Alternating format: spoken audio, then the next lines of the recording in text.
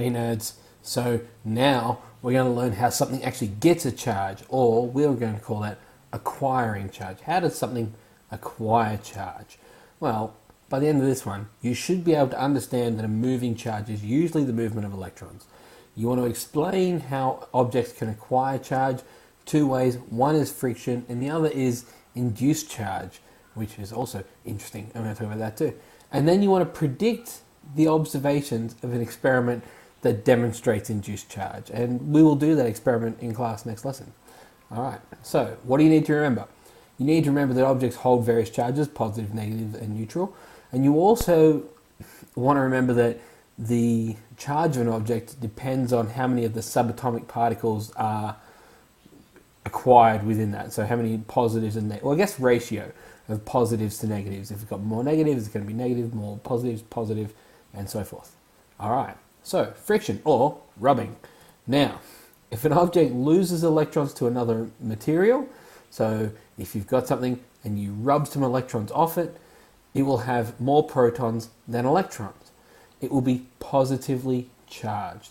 If it loses electrons, so if an object gains electrons from something else, then that will be negatively charged. So if we've got friction and we charge one object, the object that we're charging it off will also have gained a charge. Now, if we pull electrons off something by rubbing against it, then it's going to leave a positively charged object behind.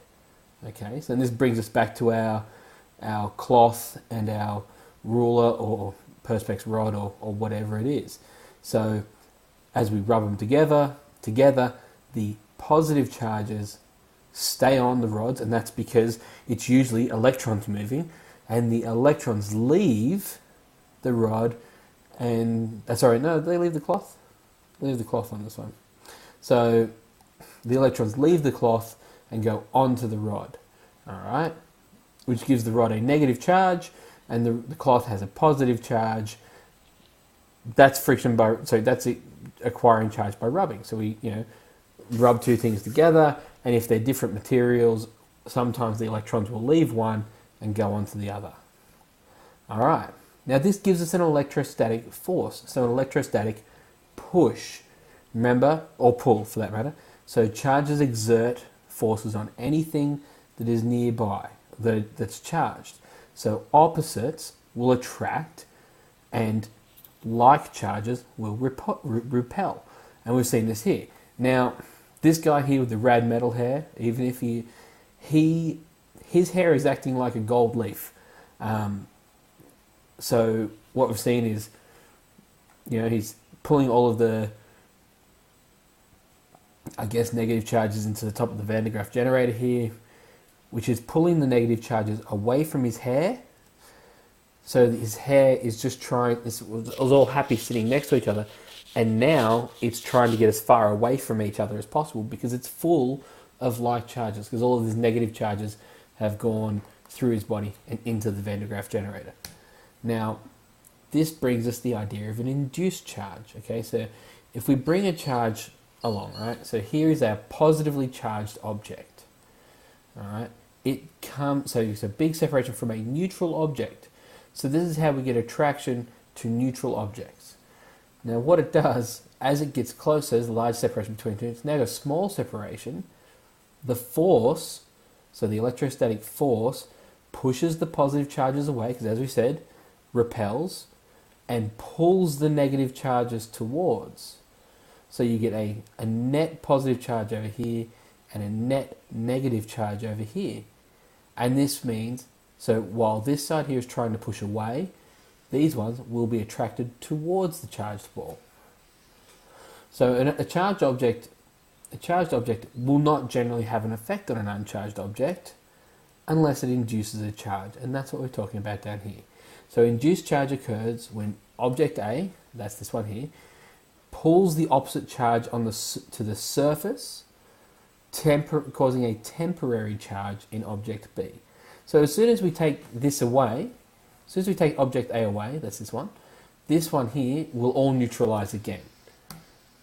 So we call this an induced charge. That's an induced charge. Okay.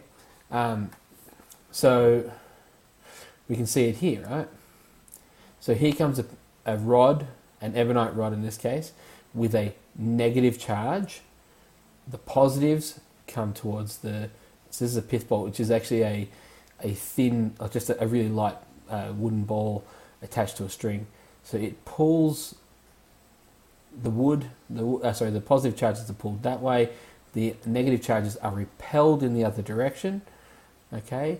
And this means it will be attracted to this. Over here, we can see it on an electroscope. So you bring your charged object across, and it pulls, so in this case it's negative, so what it's going to do is it's going to push all the excess negative charges down this way. And that will cause the leaf to separate. Alright, so the most extreme case is lightning. Now, lightning is a very, very large transfer of electrons from the atmosphere to Earth. So basically, as the wind causes the clouds to rub together, they get charged by friction. That's pretty cool. I mean, the clouds rub together and all the electrons head towards to one end, and the positives are where they are, but the electrons gather at one end of the cloud. So what this actually does is this pushes the... Do you have another one? No. This pushes the negative charges in the ground. So here's your cloud, and all the negative charges here, they get pushed below the surface. And the surface is now charged by induction. So once there's enough negative charges, it repels so strongly that it jumps through the air, which is an insulator. So it steps down through the air. So one set of charges go down, and the next charges build on that and on that and on that. And they build on top of each other until they strike the nearest object they can find on the ground, which is pretty cool. That's lightning. So you get an excess buildup of charges in the cloud, and then eventually as they push the negative charges in the earth beneath the surface, they become super attracted to the earth, and they will arc or step down off each other until they hit the ground. And that's pretty cool. Now, you do have something to do.